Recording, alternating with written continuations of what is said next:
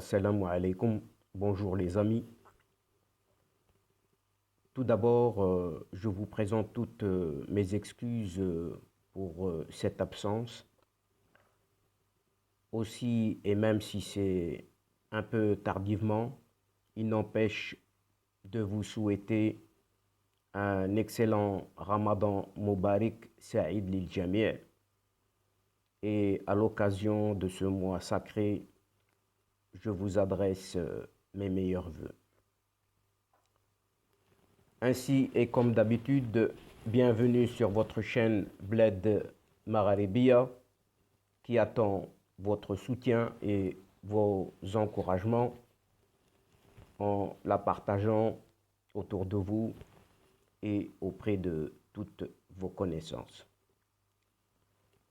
Merci pour votre aide, merci de nous recevoir chez vous et merci pour votre confiance.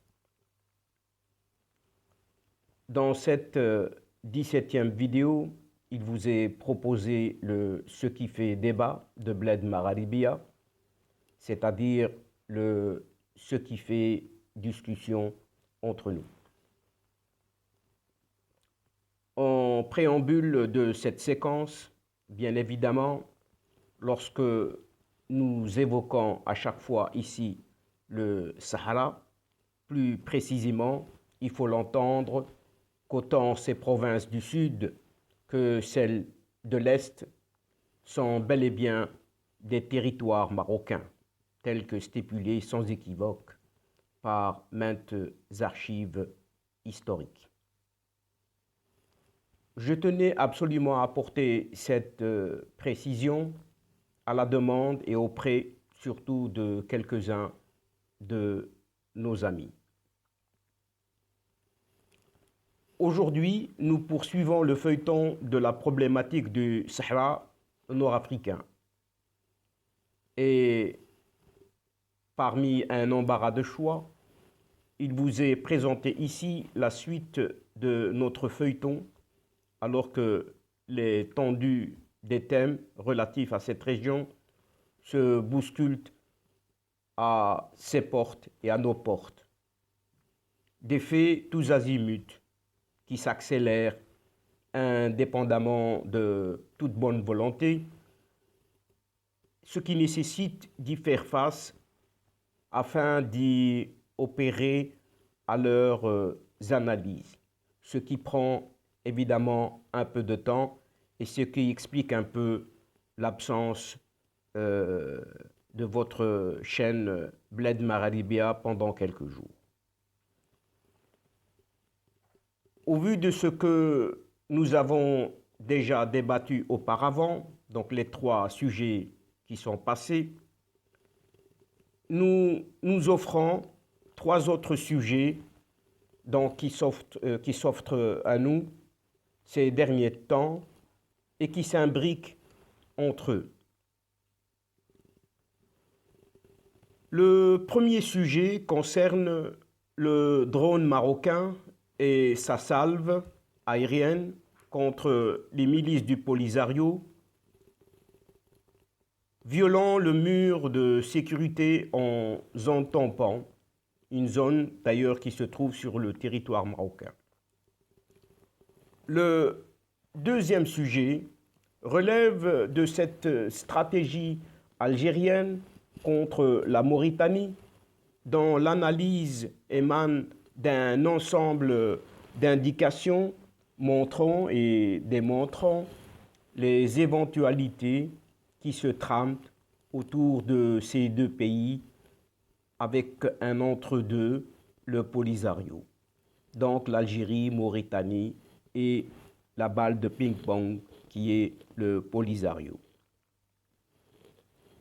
Le troisième sujet concerne un certain Ammar Saadani, cet ancien membre éminent du FLN, donc du Front de Libération Nationale, et sa demande d'exil au Maroc, un sujet relaté ces jours passés, donc les jours qui viennent de passer dans la presse algérienne.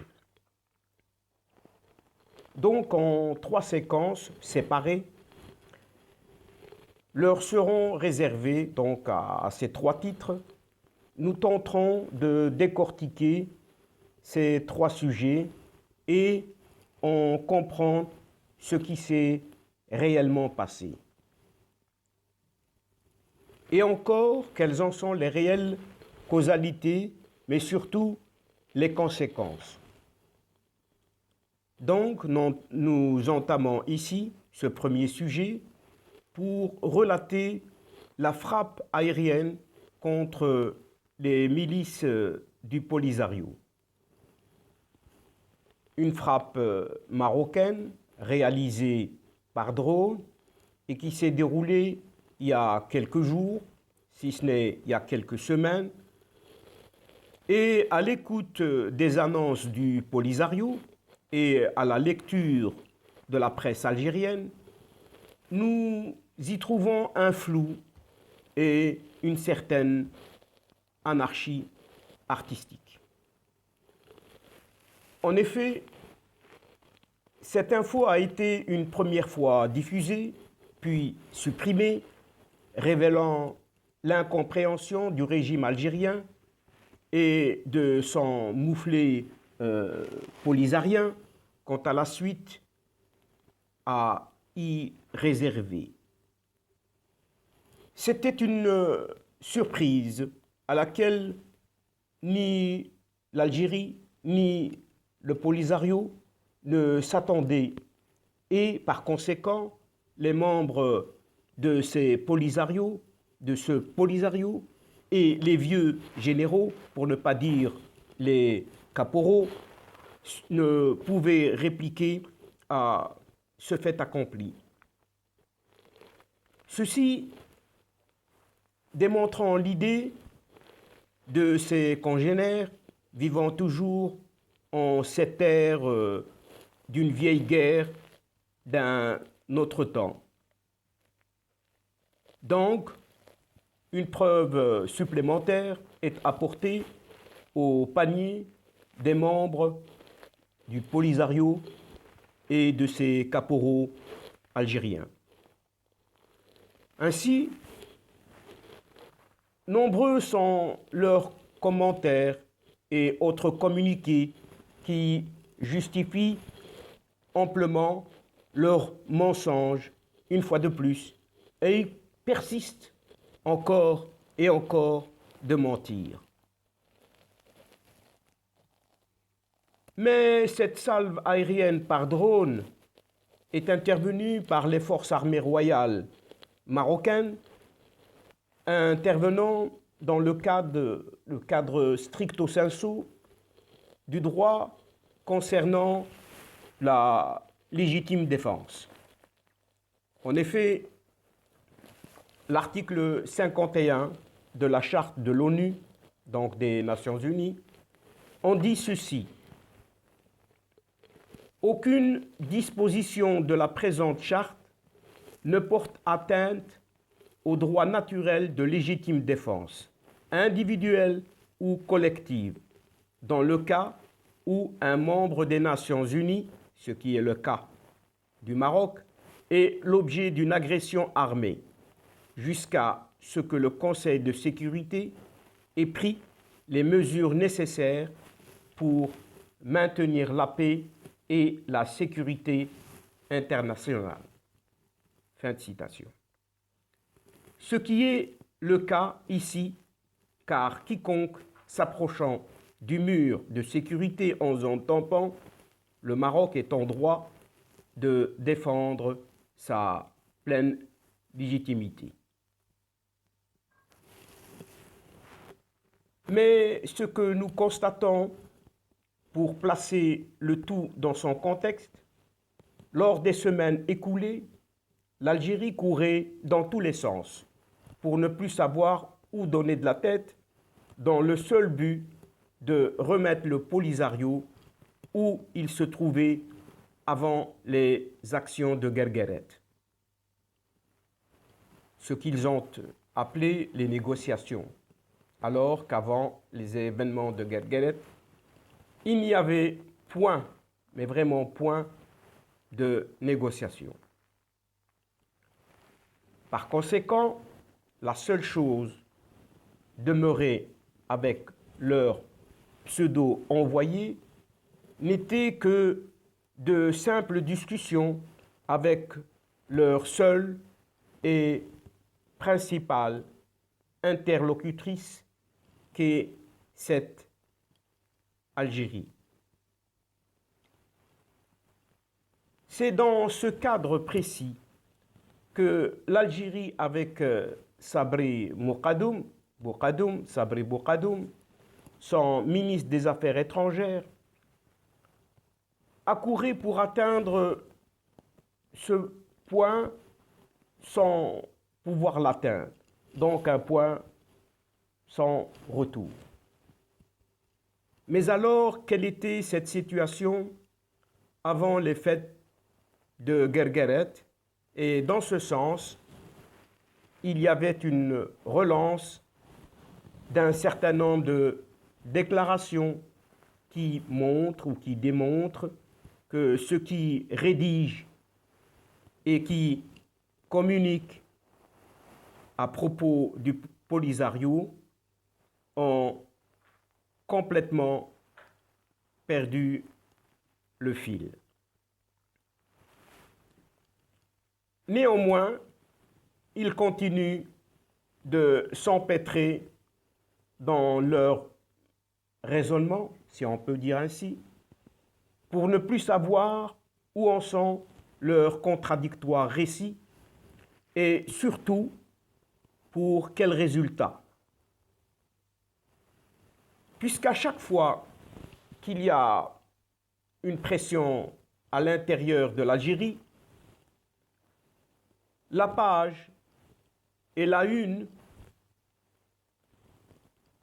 de cet ennemi qui est toujours le Maroc vis-à-vis de l'Algérie, mais aussi et surtout du Polisario, cette page et cette une s'accentuent de plus en plus contre le Maroc. C'est pourquoi tous leurs scripts ne résonnent pas ou plus du tout au contenu de leur rédaction. Par ailleurs, tout ce qui est publié pour les chefs du Polisario émane directement des services des renseignements algériens. Ce qui est archi connu, et ceci dans tous les domaines concernant ces mêmes chefs à la botte de ces caporaux algériens.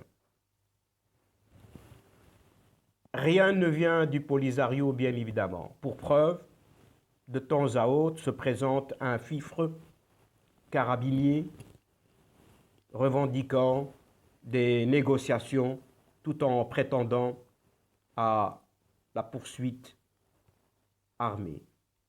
Allez savoir. Négociation et le fusil à la main. Tels des débiles mentalement attardés, discourant à l'opinion publique, dépourvus de toute raison, et ce type d'homélie est publié par la presse algérienne sans le moindre arrêté raisonnable ou déraisonnable. Aucune vérification donc. Une Algérie qui demande des négociations avec un Polisario qui vient sans cessez-le-feu. Allez donc savoir ce qu'il souhaite réellement. Et puis, un tout autre fifre vient en sifflotant, un tout autre timbre, une toute autre chanson persan venant directement d'un de ses chefs polisariens, dénommé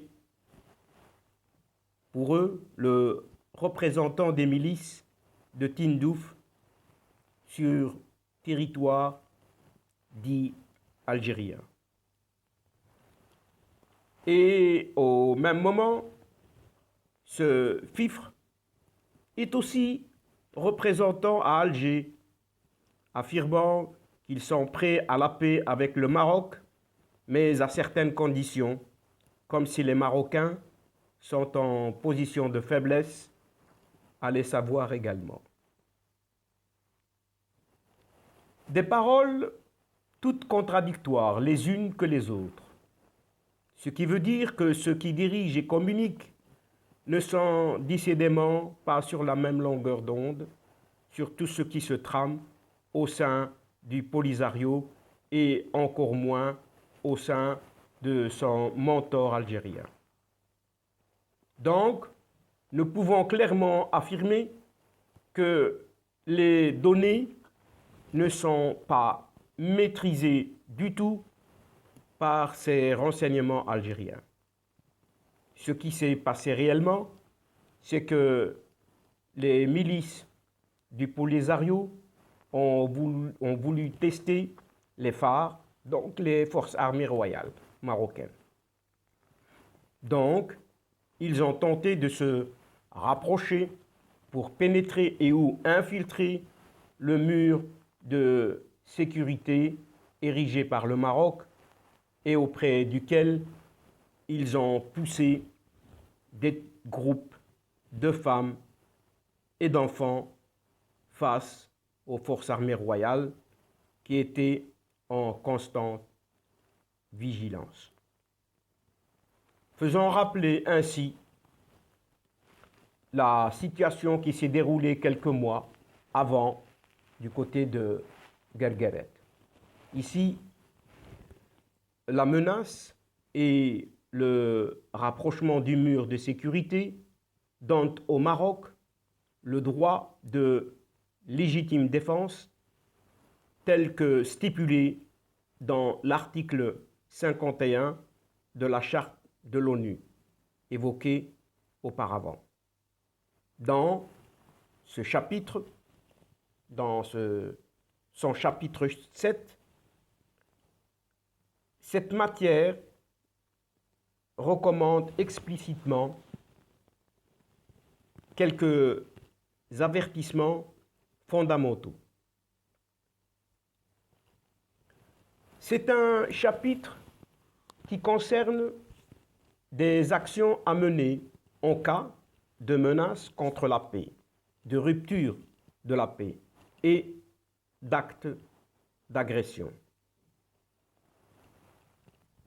Et voici brièvement ce que prévoit ce chapitre 7, résumé ici en quelques mots. Ce chapitre prévoit d'abord toute une série de mesures qui n'impliquent pas l'emploi de la force armée, comme l'interruption complète ou partielle des relations économiques et des communications ferroviaires, maritimes, aériennes, postales, télégraphiques, radioélectriques et des autres moyens de communication, ainsi que la rupture peut-être des relations diplomatiques. Mais si ces mesures se révèlent inadéquates, le Conseil de sécurité peut décider d'entreprendre au moyen de forces aériennes, navales ou terrestres toute action qu'il juge nécessaire au maintien ou au rétablissement de la paix et de la sécurité internationale. Et cette action peut comprendre des démonstrations, des mesures de blocus et d'autres opérations exécutées par des forces aériennes, navales ou terrestres de membres des Nations Unies, ce qui est encore une fois le cas du Maroc. Et dans ce cas-là, tous les membres des Nations Unies sont invités à mettre à la disposition du Conseil de sécurité les forces armées, l'assistance et les facilités, y compris le droit de passage, nécessaires au maintien de la paix et de la sécurité internationale. Donc nous voyons ici que c'est un chapitre qui concerne des actions à mener en cas de menace contre la paix, de rupture de la paix et d'action d'agression, ce que le Polisario a tenté de faire en transgressant le mur de sécurité sur la zone tampon et sur territoire marocain. C'est ce qu'a entrepris le Maroc dans son action en usant de son droit de légitime défense au regard des stipulations de la Charte des Nations Unies. Tel que nous l'avons décrit au travers de cette charte qui traite et qui définit les principes de fonctionnement des Nations Unies. À l'exemple de son article 51, qui énonce donc explicitement le droit naturel de légitime défense individuelle ou collective, dans le cas où un des membres de l'ONU est l'objet d'une agression armée. Ce qui est bien évidemment le cas avec cette infiltration du mur de sécurité par les milices du Polisario que dénoncent les chapitres de la charte de l'ONU qui ont été précités auparavant. Premièrement, ces chapitres s'appliquent en cas de danger d'une extrême urgence. Deuxièmement, en cas de franchissement illégaux des limites frontalières marocaines menant le ou les dangers sur la zone tampon agressée. Ce qui veut dire que cette terre ne peut être violée par autrui et donc le Maroc est en droit d'y répondre dans de telles éventualités. Cela s'appelle une agression pure et simple, surtout lorsque des milices viennent du territoire algérien en provocation pour arriver au pied du mur de sécurité aux fins de l'infiltrer et de pénétrer illégalement sur des terres marocaines. Ici, le devoir du Maroc est d'éloigner tout danger de son territoire, sachant d'autant plus que la zone tampon est une terre marocaine. De même, ce mur a fait l'objet d'un prolongement depuis les événements de Guergueret et les changements qui en découlent aujourd'hui. Troisièmement, le Maroc, agressé ici par ses milices, les décisions onusiennes demeureront momentanément suspendues, telles que le mentionne la charte de l'ONU, dans l'attente de l'intervention du Conseil de sécurité qui aura lieu dans les prochains jours. Ainsi, il faut un délai pour que le Conseil de sécurité de l'ONU lui parvienne toutes les données nécessaires en ce dossier, et ce n'est que dans ce cas précis que nous comprendrons les tenants et aboutissants de ce qui a été fait et de quoi il se retournerait contre cette Algérie et son Polisario. Par conséquent, cet événement attendra la décision du Conseil de sécurité de l'ONU.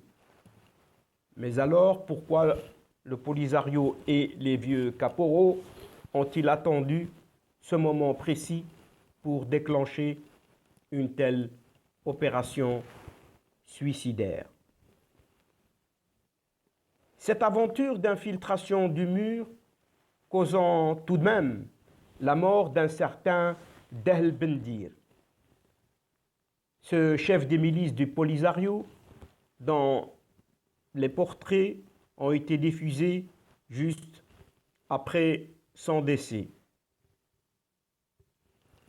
D'origine mauritanienne, ce Bendir était connu surtout par ses menaces à l'encontre du Maroc. Donc, cette opération, magistralement menée par les troupes marocaines, Dehl Bendir a été tué aux côtés d'autres chefs et autres trentaines ou quarantaines colistiers. Ici, il est fait grâce des dizaines de blessés au sein de ces milices du Polisario. Et donc, ce Polisario, et encore moins la presse algérienne, n'en disent le moindre mot, gardant un silence de mort, ou plutôt un silence radio. Par conséquent, cette aventure nous doit un certain nombre d'explications.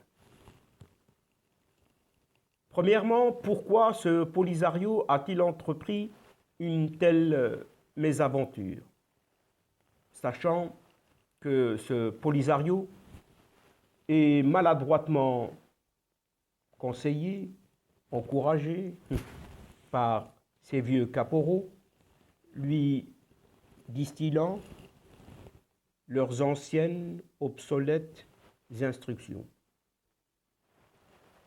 Ces instructions poussant les membres du Polisario à revenir aux anciennes négociations abandonnées juste avant les événements de Guergueret. Surtout, se voulant acquérir un faire-valoir à travers cette aventure, pour ne pas dire mésaventure armée, afin d'atteindre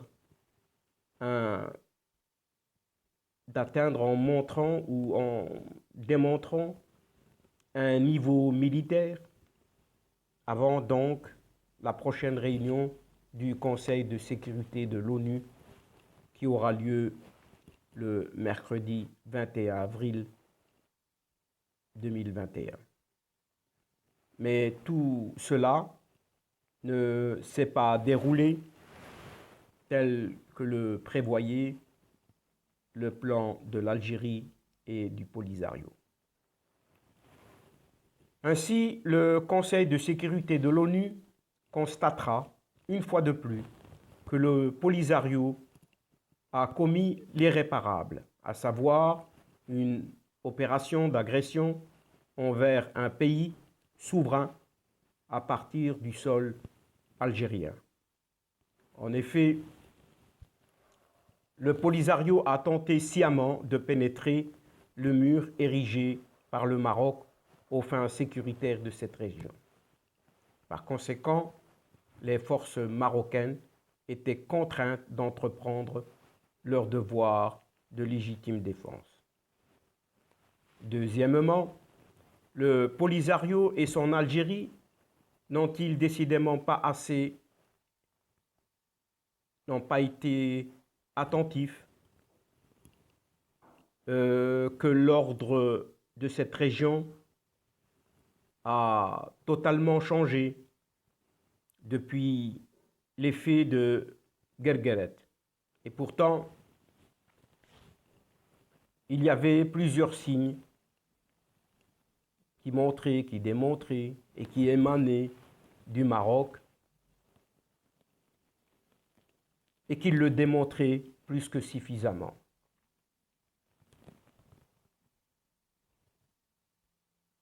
Dans ce cadre, le Maroc est dans son droit donc de légitime défense parce que l'opinion internationale n'est pas sans savoir que ce mur de sécurité a été maintes fois violé par un certain nombre de pénétrations délibérées des milices du Polisario.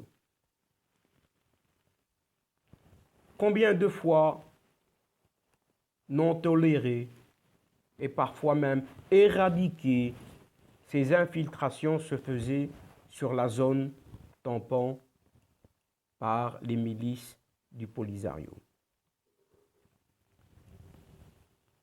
Enfin, troisièmement, dans le cadre de la construction de ce mur sécuritaire, pourquoi ces vieux généraux algériens persistent-ils à fantasmer à cette armée marocaine avec cette pensée unique encore des années 80? En effet, le Maroc a sécurisé le couloir de Guergueret et à ce moment-là, à ce moment précis, un séisme s'est produit au sein du régime algérien car il ne s'attendait pas à une telle puissance marocaine avec une telle organisation. Ces caporaux, ces vieux caporaux d'une toute autre génération omettent toujours que depuis les années 80, il y a eu des évolutions changeant en progrès, d'où ce mur sécuritaire chargé de nouvelles technologies, par exemple. De plus, 2 satellites du Maroc gravitent constamment sur la globalité de ces territoires et qui enregistrent le moindre mouvement qui s'y déroule. Sans oublier que l'armée marocaine a acquis un armement d'un genre nouveau, ne laissant quiconque s'approcher des limites frontalières du Maroc. Apparemment, le Polisario ne se souvient que de cette vieille méthode et ancienne guerre d'un autre âge. C'est sur ce postulat, dans les semaines écoulées, ce Mauritanien Dehl Bendir a été purement et simplement exécuté parce qu'il a tenté de menacer en infiltrant le mur sécuritaire marocain. Quant à Brahim Ghali, motus et bouche cousue, puisque, paraît-il, il n'était pas dans le coup, donc il n'était pas présent durant cette opération. Cette information sortie directement d'un groupe de presse du Polisario afin de donner ou de redonner une nouvelle virginité à ce rallye, comme si tous ces faits ne le concernaient pas. Alors qu'il se pavane sur le territoire algérien, ou du moins il se bronze dans les camps aux frais des citoyens algériens, pendant que ces milices se faisaient et se font éliminer près des frontières marocaines. Aussi, il n'est pas sans savoir non plus que ce rallye, avec un certain Bouhali, tous deux profitent des aides internationales octroyés aux réfugiés emprisonnés dans les camps. Donc, il apparaît une nouvelle fois que tant Raleigh que Bouhali n'étaient présents parmi les aspirants à l'aventure, ou plutôt à cette mésaventure du mur, alors qu'un certain pucelage se construisait autour d'eux. Mais ici, les gens des camps commencent à découvrir le poteau rose et par conséquent commencent à s'élever contre toutes ces machinations. Voilà, nous sommes arrivés à la fin de ce premier sujet. Donc, il y en aura deux autres par la suite. Donc, nous sommes arrivés à la fin de ce sujet qui a fait l'objet de notre discussion de ce jour. Donc, au plaisir de nous retrouver pour la suite du programme de votre chaîne. Aussi, je vous prie de ne pas oublier d'aider votre chaîne Bled Magharibia en vous y abonnant, en cliquant sur la main au pouce levé et d'actionner la cloche pour recevoir la suite des séquences. Je vous dis une nouvelle fois Ramadan Mubarak Saïd lil Jami'. Au revoir les amis. Al-Asdiqa, salamu alaykum wa rahmatullahi ta'ala wa barakatuh. إلى اللقاء في حصة أخرى إن شاء الله. À bientôt. مع السلامة.